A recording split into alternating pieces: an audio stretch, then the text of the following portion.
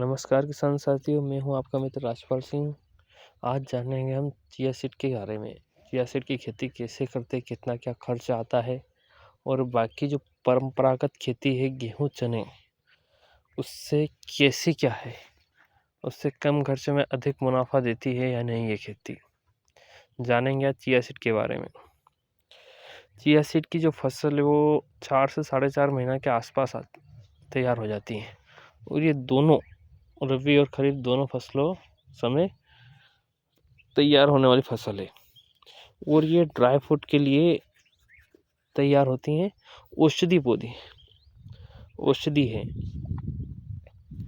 इसका जो लागत है बाकी सभी फसलों से इसकी लागत कम रहती है, सबसे कम लागत में तैयार होने वाली है और इसका बीज काले ड्राई फ्रूट जैसे होते हैं, बिल्कुल बारीक बारीक चाय पत्ती जैसे।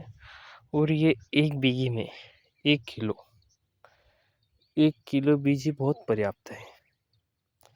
1 किलो में 1 बीघे का आराम से आ जाता है। हमने भी इस साल ट्रायल पे लगाया है, अभी तक 90 दिन की अवस्था में बहुत शानदार है। छोटी अवस्था में चिया सीड का पौधा ऐसा रहता है, धीरे धीरे वयस्क होने 50 से 60 दिन की अवस्था में चिया सीड ऐसे दिखाई देता है। अभी हमारे खेत में 90 दिन की फसल हो गई, जिसमें माजर हाजर निकलने लग गए, फूल और माजर की अवस्था में आ चुकी है। इसके अंदर ऐसा फुटाव है, ऐसे माजर नीले कलर की माजर आती हैं